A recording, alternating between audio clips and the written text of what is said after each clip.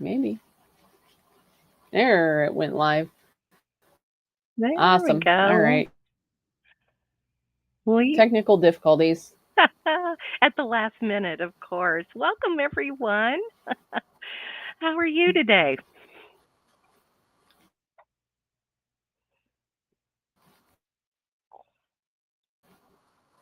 And obviously, in good old frozen Nebraska, there's technical issues. So I bear with us. We are going to try and get through this, but I think that's what makes our live is like we're not scripted. We're not like we don't even put makeup on. Like we're just two real women who are having a conversation and we are so glad that you are tuning in. So welcome to our Facebook pages. Welcome YouTube. Welcome Twitch. Welcome X. Welcome to our Instagram. Welcome to hold on. I'm gonna get them all. I know it. Hold on, let me think. Pinterest, Apple Podcast, Spotify, iHeartRadio. Do we get Rumble in there? All right, what am I forgetting? X. Amazon Music, There we go.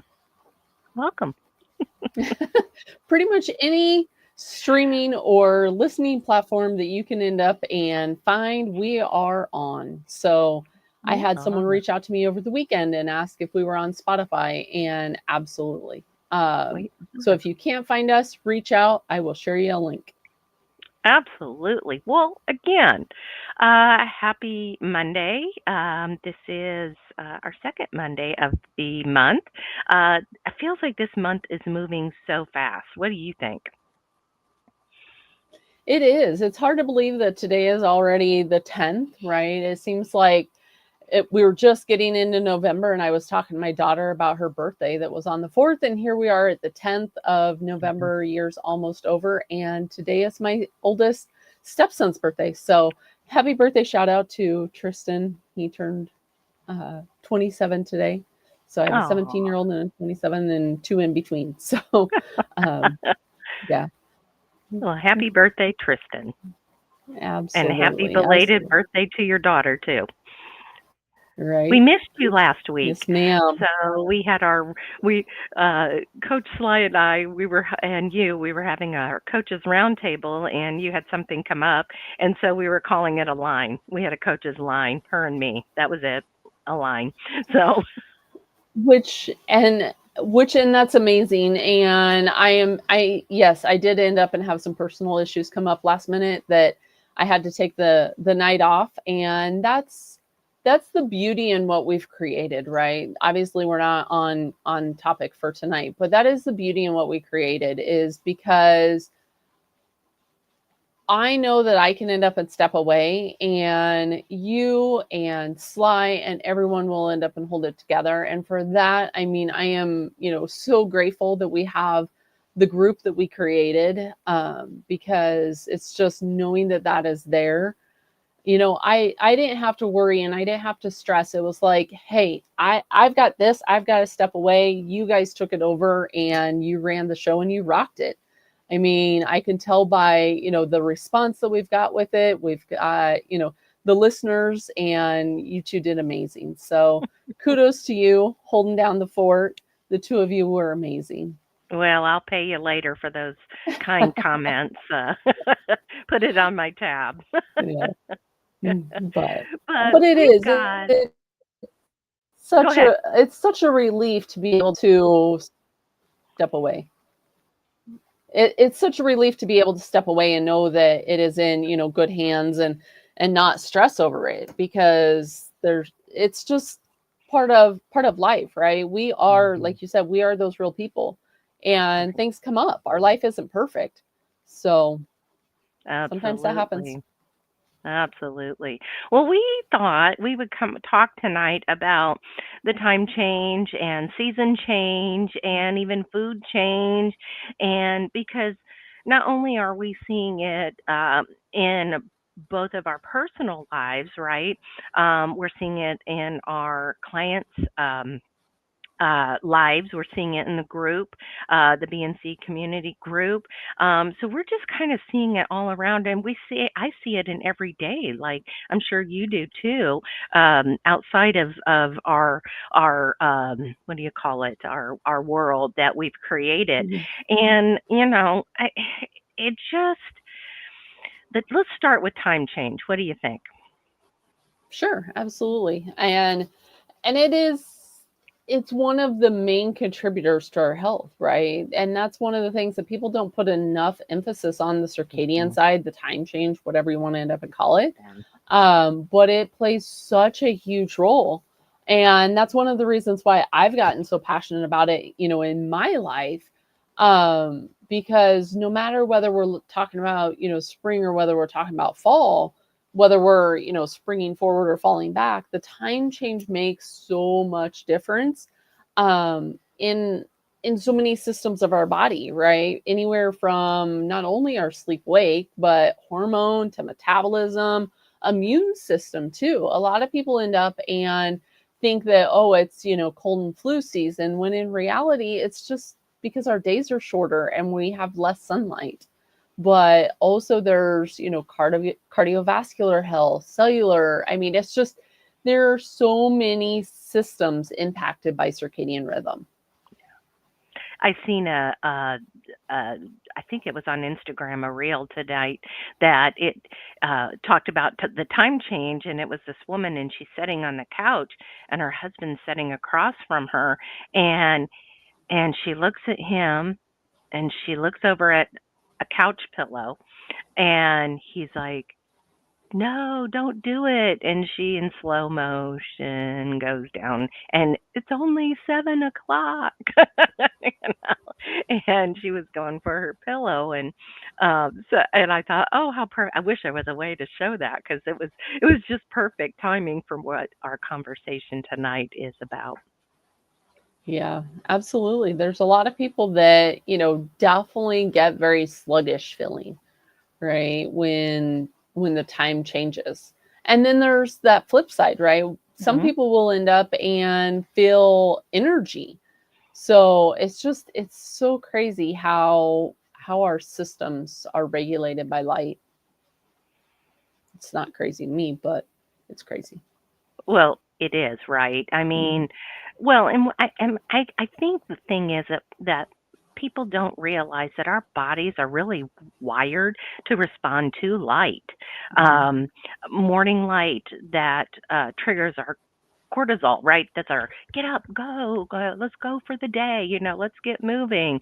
Um, that hormone, and then when evening, the darkness kind of comes in, and it gives us the melatonin uh, uh, cues for rest, and but the kicker is right, is your body is primed to handle certain foods at certain times of the day, and we're going to get into all of that tonight. Even timing of meals is important when it comes to this light code. I know that you and I both, we don't eat past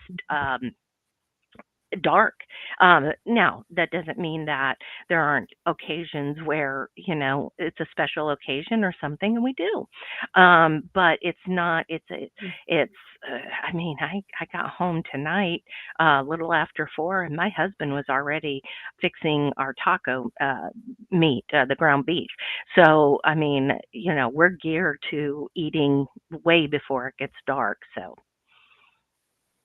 Yeah, and it does end up and create this disruption. So when we are eating later, right?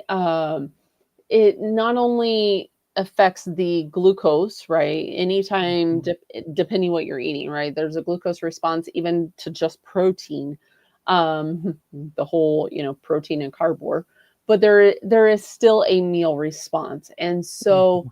when you have that meal response, so does the body in regards of insulin, but also that cortisol side of things, because it does end up and drive cortisol for digestion, and so those end up and oppose melatonin. Well, if you're eating, after sunset, you're eating close to bed, then you're delaying the melatonin, which is also interfering with the leptin. And so there's a lot of again, a lot of systems that have to end up in work, right? In order for you to feel good, in order for your metabolism to be functioning optimally, right? Um, but it goes downstream too in regards of some of these other, systems, thyroid, all of that. When we look at our routines, it doesn't just matter in the morning, which, kind of the good, better, best, right? Mm-hmm. Scenario, sure. Wake up with sunrise, right? Eating within that 30 minutes, uh, going outside for the cold exposure. So ambient cold exposure is, I use it seasonally. I mean, we were just talking prior to hitting live, right, about my Yeah. temperature, and it's going to end up Yeah. and be 15 degrees in the morning, you Mm. know. Yeah. Mm. Welcome to Nebraska, right? Yeah. But there are certain aspects of our day, but also what we do in our day, right? Our breakfast is a important secondary circadian signal, and that starts with actually chewing, not gulping protein drinks, not, that protein and fat help to balance the blood sugar. So it sets up Mhm. your day later in the day at breakfast. And that's Right. where a lot of people are, shifting their day and really getting their day out of line. So, if you end up and you get up, you see sunrise, you eat your breakfast, a fatty protein, you can have a little carb at that meal. Some people end up and find having, a little bit of carbs at that first meal, such as like an avocado, right? That type of thing, really does end up and set their day up in a better rhythm. But utilizing these different signals, so food, light, and temperature, right, are all going to give you your signals, um, to help your body Mhm. in the morning.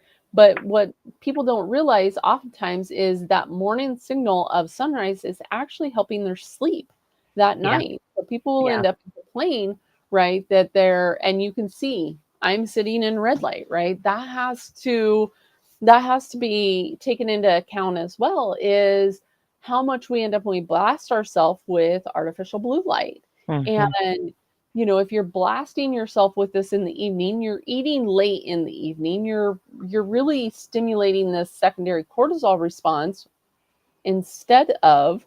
winding down, right? Mhm. The lux of light, or the intensity of light, should end up and be lowering at night. And I've had a lot of people ask me, how do you end up and work in the evening and then still get, proper sleep? So it does. Well, and you're in the red light where I'm wearing the blue blocking glasses. Mhm. That's why you can see it's tinted, because I am sitting here on my devices and they're full on, like, they're bright. So I don't want my body to mistake that it's daytime and it's time for me to keep moving along, because in a little bit I'm going to be shutting down and going to bed. Mhm.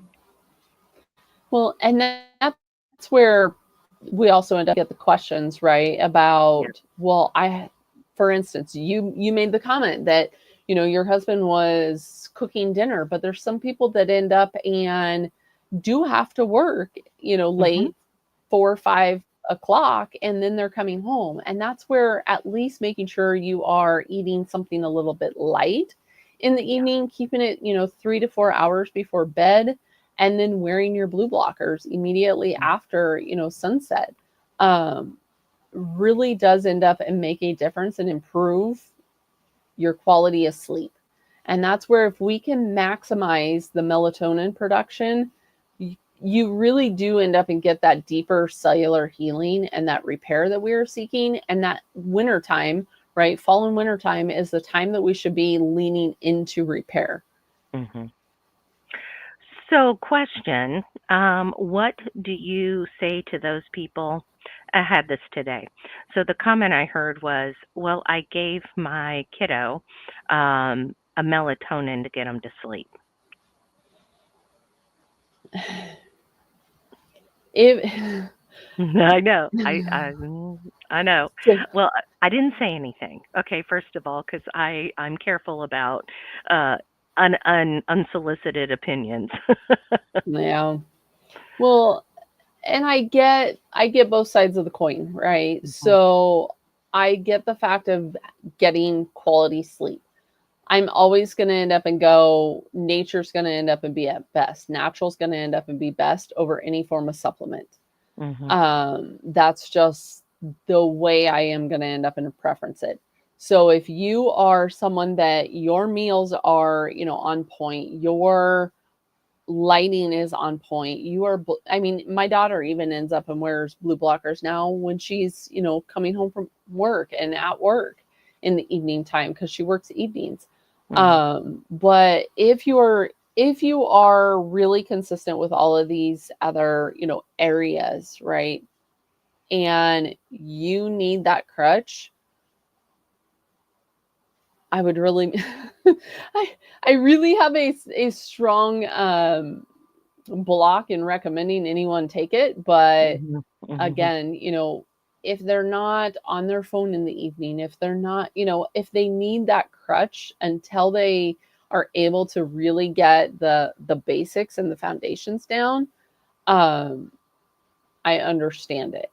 Right, Right. but there again, is their nutrition on point, right? What are you eating in the wintertime, and how does that differ than what they've been eating the other, months out of the year, right? Right. Well, and that leads us into the seasonal food, the Mhm. changes in our food, and why even that. I mean, because what again people don't realize is our food has a light code as well. Yep. So I love when you go down this rabbit hole. This is one of my favorite subjects. Um, but uh, first of all, tell folks where they can go to find what's in season for where they live, what that website is. So those that are in the United States, anyone that is listening elsewhere, it's going to end up and be different. But for those of us in the United States, you can go to seasonalfoodguide.org. It's going to end up and give you a list. Now, depending on your metabolism and depending on your metabolic condition, Mhm. some of those foods may not be optimal for you. So take that into account when you are looking at the list. It's going to give you an idea of, what is within a radius of you. But if you are someone that doesn't, don't come in our comment section and say there's nightshades listed, or there's, Right. if you don't tolerate nightshades, then just find something on that list that, is what you tolerate. But like I said, it is going to give you that idea, and you can change it. So when you go on there, it gives you like the beginning of the month and it gives you the end of the month. And why that ends up and matters is because food is grown under different light. And so as our light shifts and as the angle of the sun shifts, different foods are going to grow in different lighting. So Mhm. for instance, right, I'm in Nebraska, what we're able to grow now or what has grown, right? We're in the frost and freeze stage right now, so there's not much out there that is growing. I still have green tomatoes on my vine that did not end up and turn red. Um, yes, I could end up and go and, make like green salsa or something. But anyway, and so that's going to transition. Potatoes, all of like the cellar stable is what is going to end up and be in season. Winter squashes, those type of things. But when the UV light shifts below 5, right?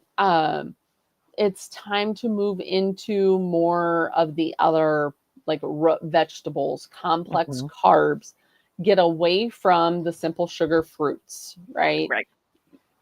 That's why a lot of people will hear me reference you don't eat a banana in the middle of wintertime. That Right. is not the right food code for your latitude. And so this is why it makes a difference. Um, you can also get to know, local farmers, local markets, that type of thing. Mhm. Fermented foods is going to end up and be in season. Obviously, protein is always going to end up and be the focus of a meal, right? So I had a coaching session today, and the gal asked me, well, do you end up and have any cookbooks or meal ideas, right, that you can end up and point me to? And I said, well, what I do is, what protein do I have in my freezer? Right? We just got a whole beef. Mhm. So I have a bunch of beef in there, but I also end up and consume other animals, right? I had chicken for supper tonight. I had chicken for lunch too. That just dawned on me. But anyway, I'm like, I had a chicken and potato for lunch.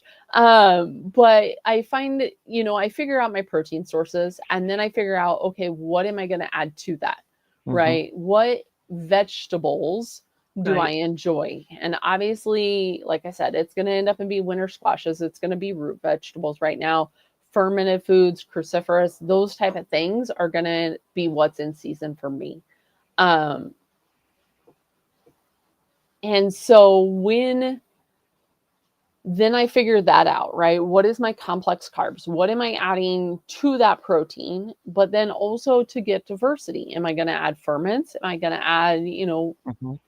cruciferous? Am I going to add, what am I going to add?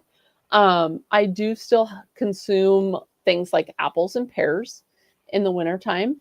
I had a pear with my lunch today. They are lower glycemic and they are lower in deuterium.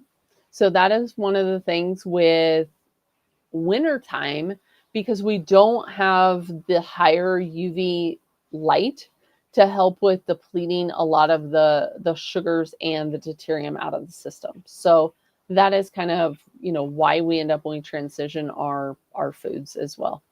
Well, and I think people need to look at food as a seasonal medicine. Um, when you think of your plate as a pharmacy, seriously, adding warm spices, right? Your cinnamons and your ginger in fall, your bitters and greens in the spring, or your body's going to do some natural detox. And you and I were talking about that today at lunch, about all of a sudden we're seeing this uptick on social media of detoxing, right? That's like huge. Mhm. And you can do that with food. You don't need a bunch of supplements that's going to double you over and send you, on the floor for or in the bathroom, right? Um, Mhm. but your plate isn't just fuel. It's feedback. It's because again, your gut bacteria changes with the season. So the temperature of the food, like again, your fall and winter microbes, um, seasonal fiber and fermented foods. You just talked about that. In fact, we had was it Dr. Schindler? Wasn't it? Was that who it was? Yeah, we had Bill We've had Schindler on several. in regard. Yeah. Yeah, we've had Bill Schindler on in regards of ferments, and we've also Yep. had Sean O'Mara on in Yes. regards of the ferments. So both of those were great episodes. You can end up Mhm. and catch those, especially over here on YouTube. Mhm.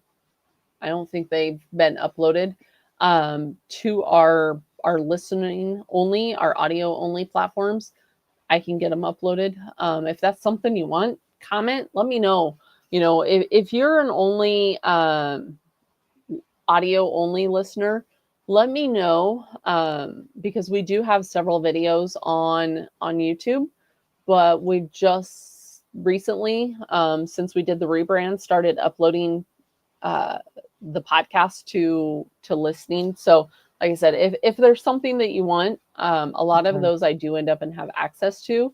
I can upload those into the streaming platform. So let me know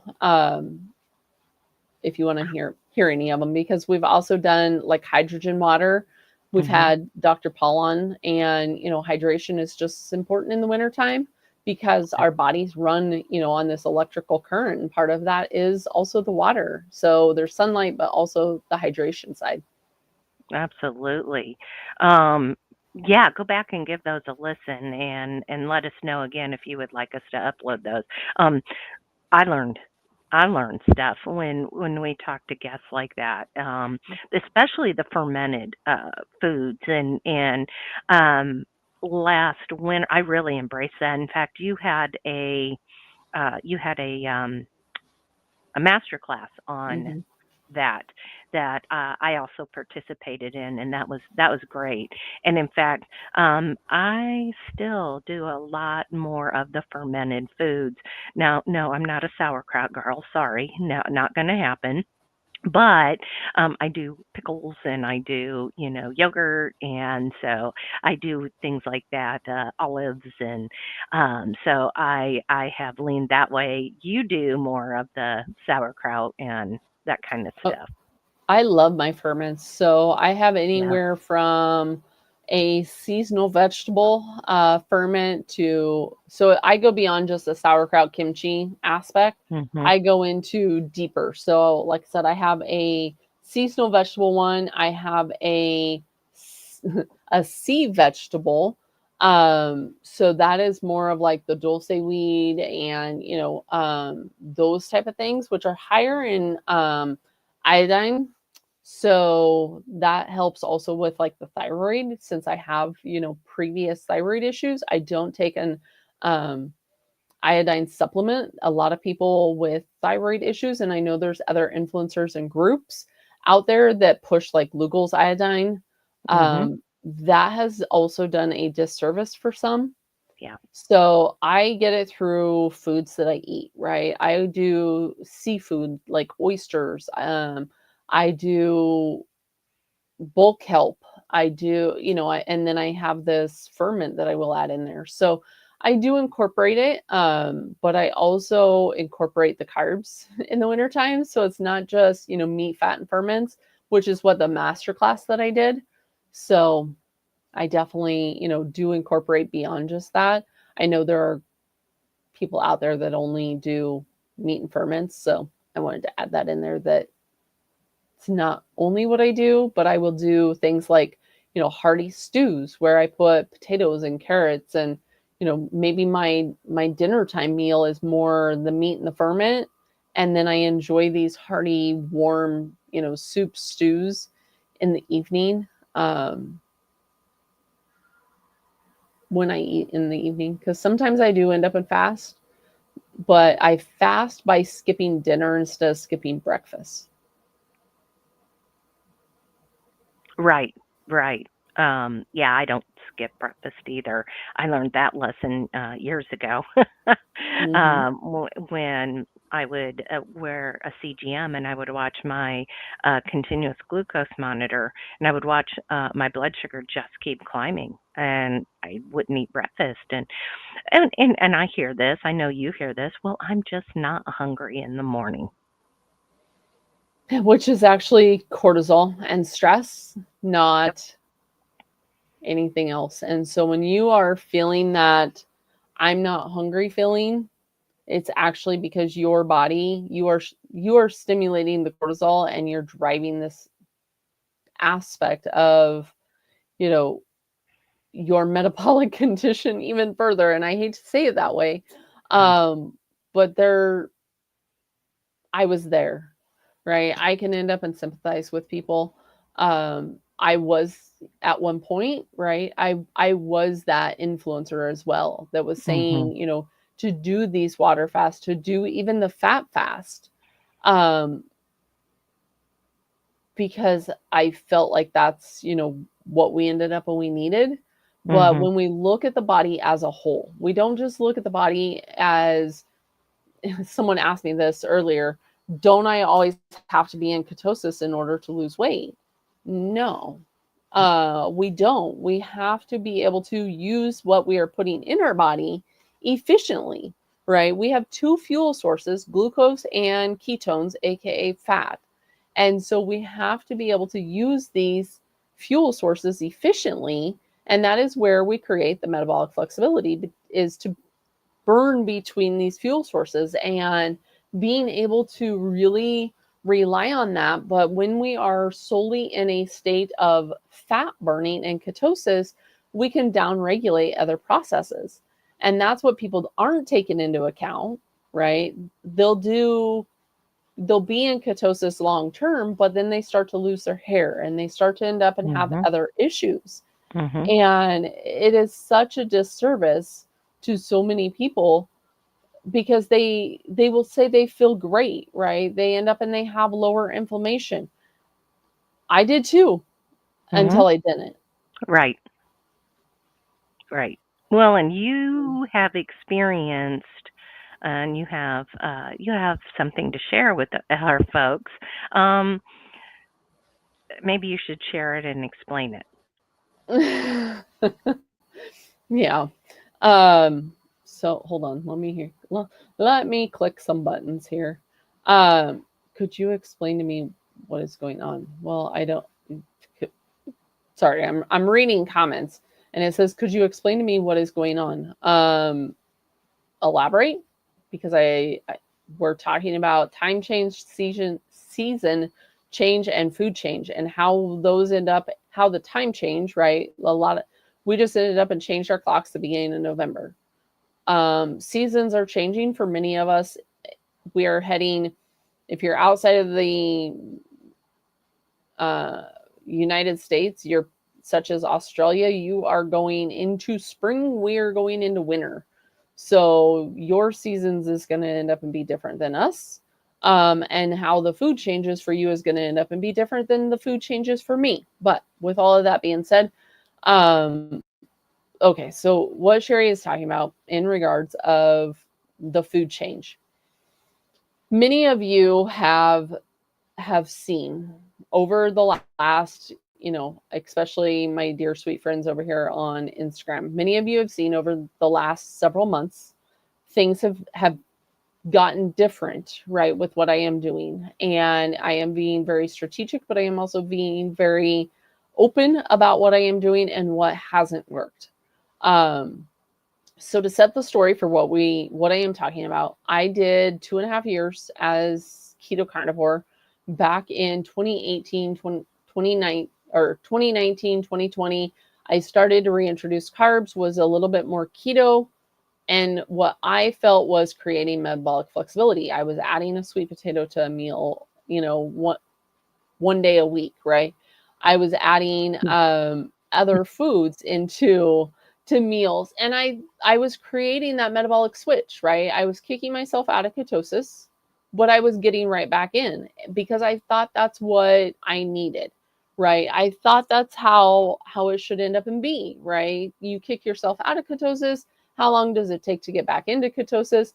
And this is why I said I was doing a disservice, is Mhm. because now that we end up and we look at the fuel sources, and when we end up and we look at, the different macronutrients, it is a disservice because when I was doing that to myself, and we'll go into this as well, but I put a couple posts up because one, my thyroid levels, right? There were things that got better as carnivore, there was things that got better as keto, but then it stopped working and I was starting to lose hair again, and I was having, still the Hashimoto symptoms. And then I started to gain weight.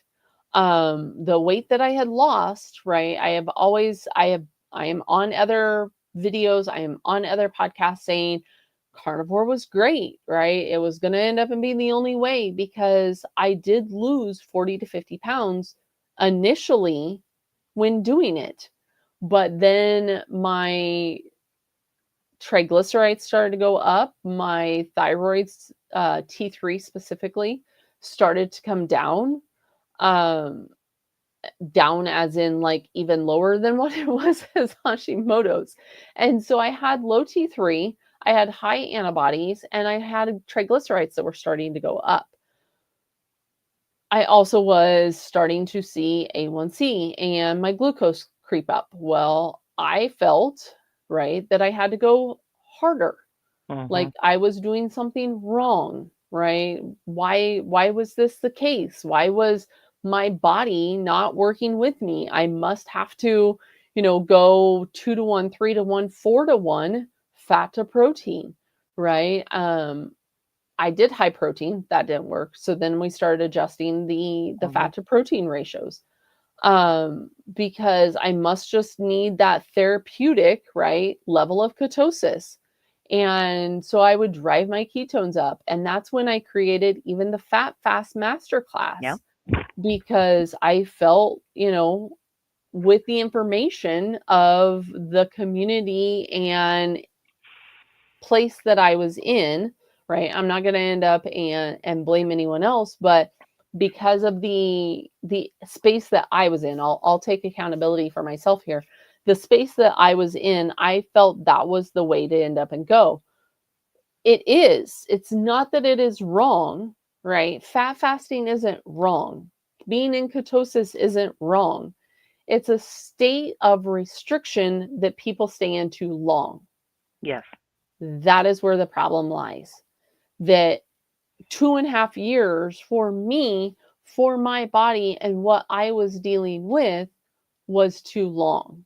When I started to then reintroduce and create this metabolic flexibility, I thought I was doing better, right? Let's end up and throw the picture up. So this is what Sherry is referencing. So this picture on the left is me towards the end of my carnivore journey. You can see the insulin resistance coming back. You can see that the A1C, you can see a lot of the weight is coming back in the midsection. I look like I have a dad bod pop belly going on here, right? I then started to create a metabolic, flexibility, which is this middle picture. And I lost some weight. I lost probably 30 pounds. I gotta stop and think. So that was 2021 when I started to end up and reintroduce carbs, create metabolic flexibility in, kicking myself out one day a week, and really looking at seasonal food. Even at that point, I was doing seasonal food. Why is there 3 pictures? So when I ended up and was creating metabolic flexibility, we're going to slowly but surely, there we go. You'll see down here in the left-hand side or right-hand side, this is the weight, right? I'm going to pause it here for a second. So this is my scale. What this is showing is all of my weigh-ins. You can see as it plays, right? It's just kind of bouncing around. So it would come down, it would go up, it would end up come down, but it never really had a steady lowering. I lost, right? You can see that in the initial picture to the one where I'm in, this burgundy top. There is a difference. But any of you that have followed me on social media know that within the last 6 months, I have been doing something different. So here, the line is bouncing.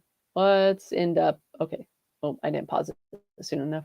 So in the last 6 months, I really started to look at the body as a whole, lean into what is going to end up nourish the body and what does it mean by fuel sources.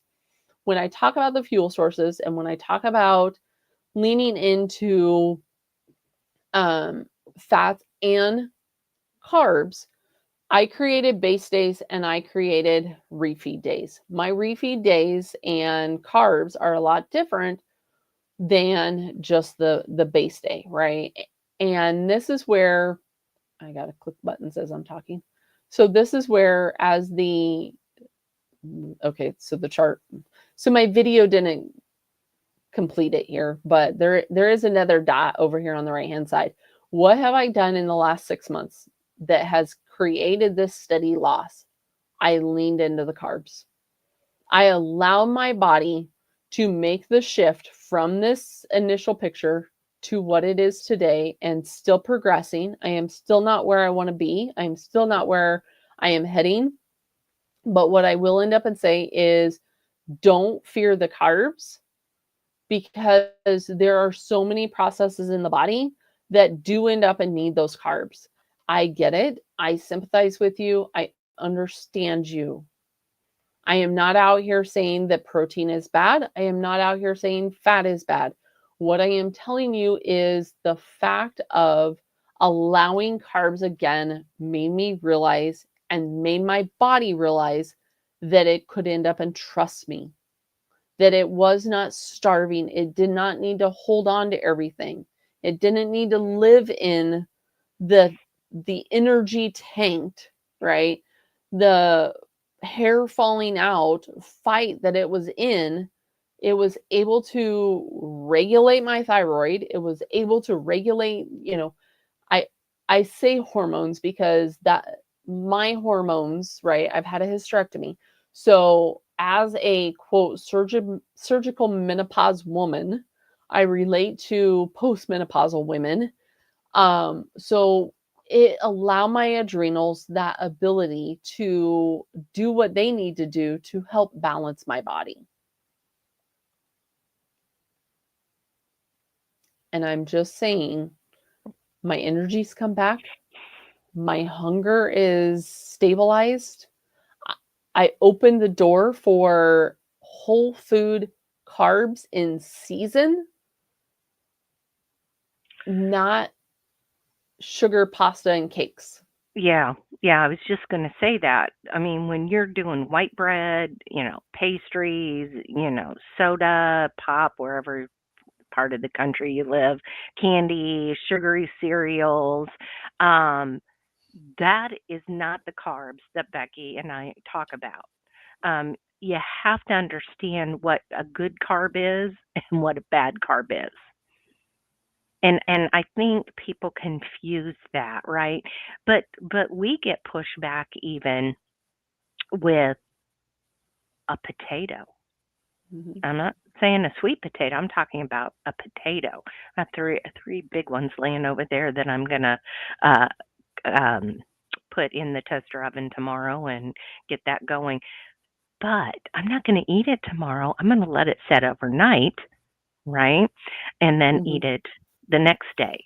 So there's nutrient density in the food that Becky's talking about, rich in vitamins and minerals and antioxidants and um, the, the foods that literally the dense carbs, your hormones need it, right? I'm living proof of that as well. When I went militant carnivore for what, 2.5 years, Mhm. I tanked my thyroid and my hormones. Bad tanked. And I am still working my way out of that. And I am also introducing more carbs. And Becky and I have had this conversation about people are scared of carbs. Well, and it's created a there are so many influencers out there, right, that have created this dietary dogma in Hmm. regards of carb fear. And so people do end up and fear the carbs. And there are so many reasons why the body ends up and needs the carbs, not just the thyroid function, right? The T3 conversion, but there's also the aspect we when we are lower carb, right, there's lower liver glycogen, but which also impairs the T4 to T3. And so, Hmm. yes, there's that side of it, but then there's the stress response too. And so, low carb, no carb diets often end up and trigger a rise in the stress hormones. Again, remember we were just talking about cortisol in the morning.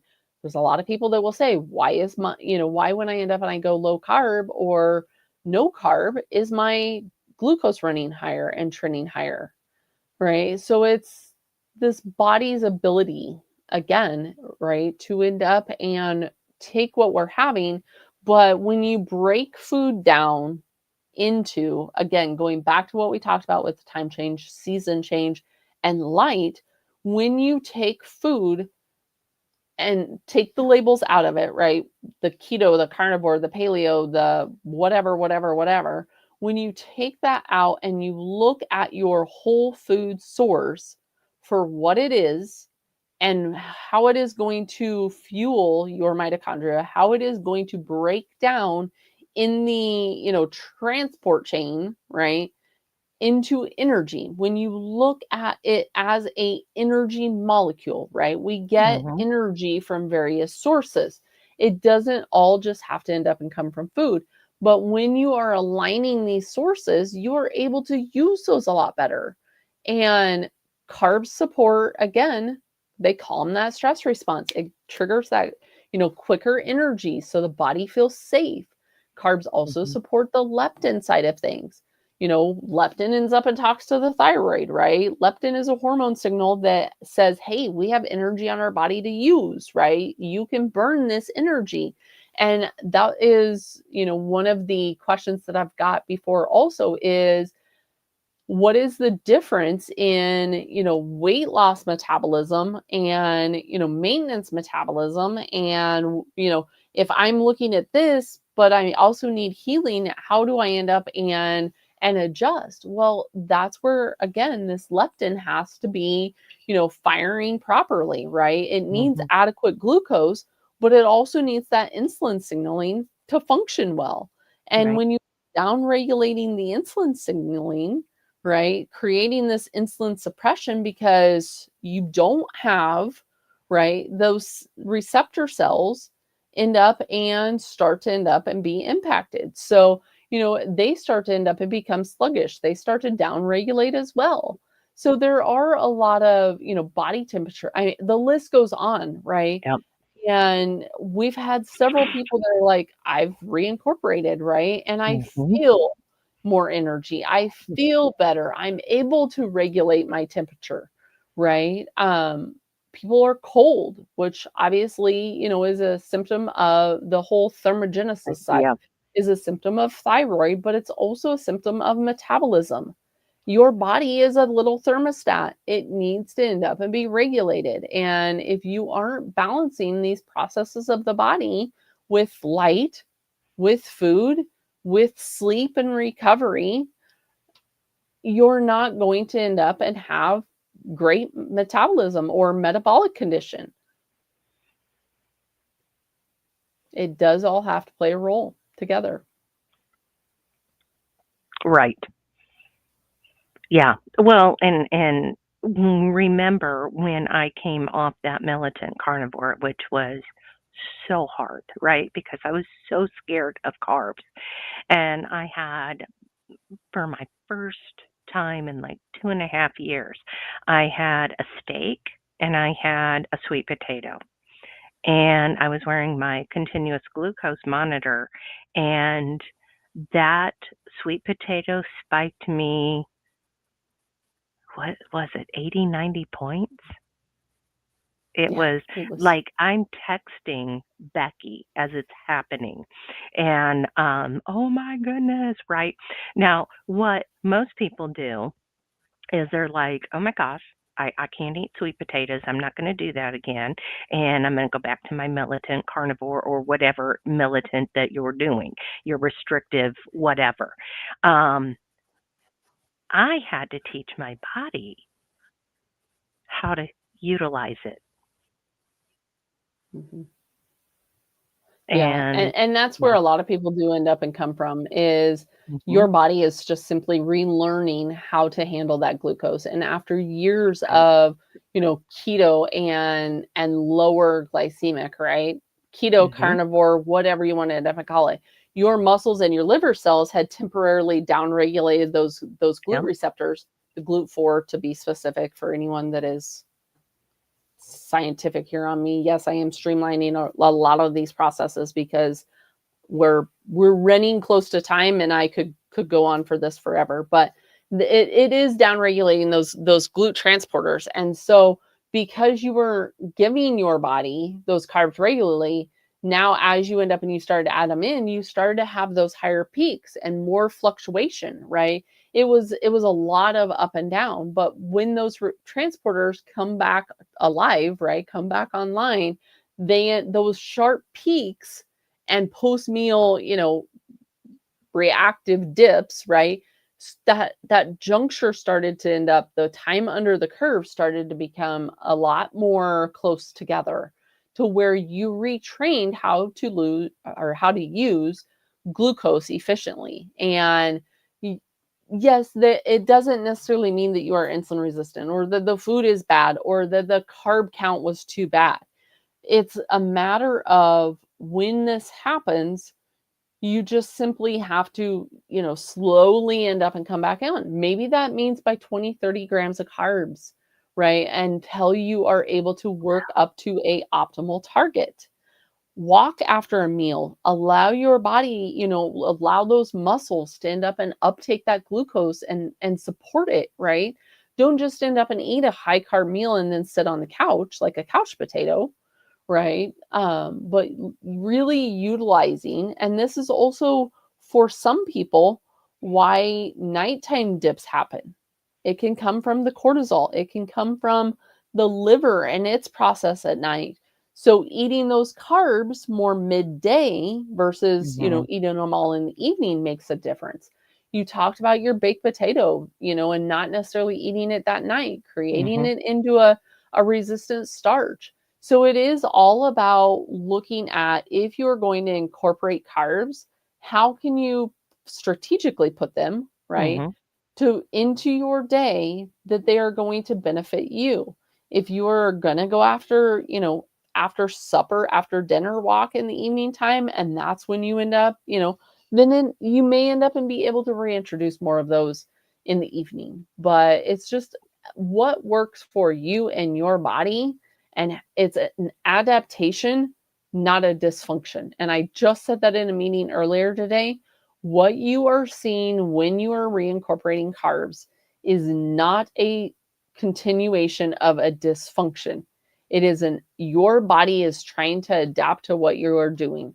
Your system is relearning how to flex between fuel sources, refill the glycogen like it is supposed to, use that glucose efficiently for the processes that it needs to. It may look messy, it may look hectic. I ended up and I told you, get off your CGM and don't end up and track your glucose for a while, because what happened when Yeah. you were wearing your CGM?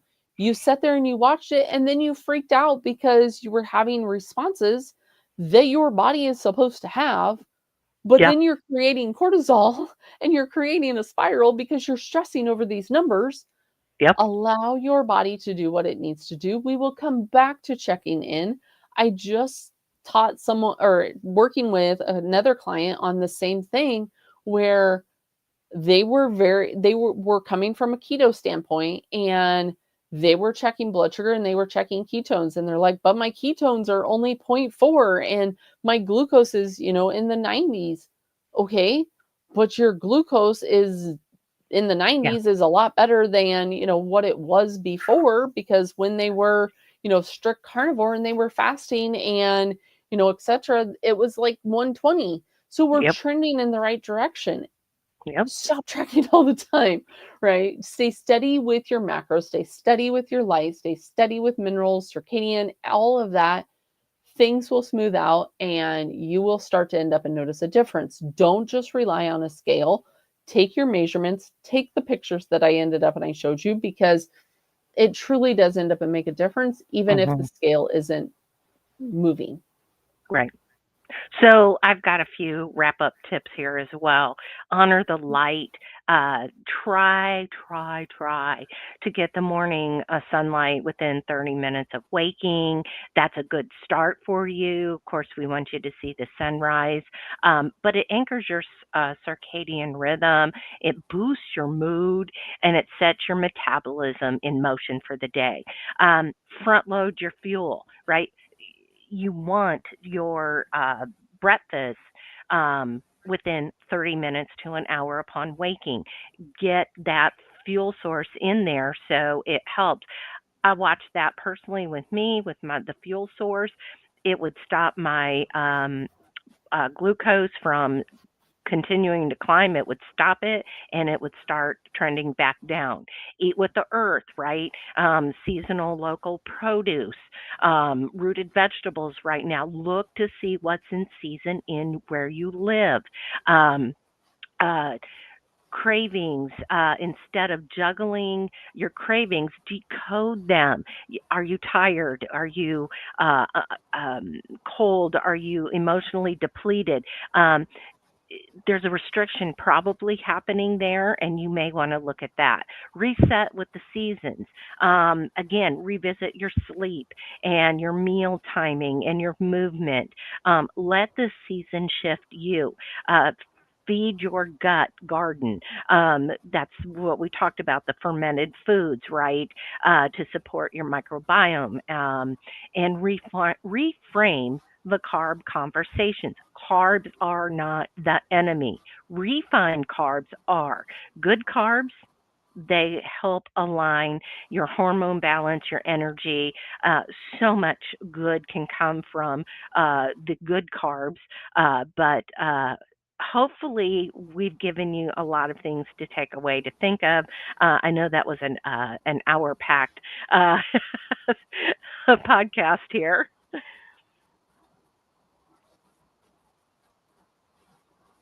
It was, and I know our audio listeners weren't able to end up and see the pictures, but there is definitely a difference. So if you want to end up and see the graphics that we were showing, jump over to YouTube, jump over to Instagram. We have the video on both of those. So again, really end up and work on the foundations, reset your metabolism, your cortisol rhythms. All of that has to end up and do with what we ended up talking about tonight. And the conversation will continue to go on because I feel this conversation needs to happen. We need to move away from so much dogma, so much camp, and we need to be able to have a open and honest conversation about these things. So tune in again. We may end up and bring the topic also to a roundtable, more for the side of the mental health aspect, and how to, really work on this, because there is that mindset piece.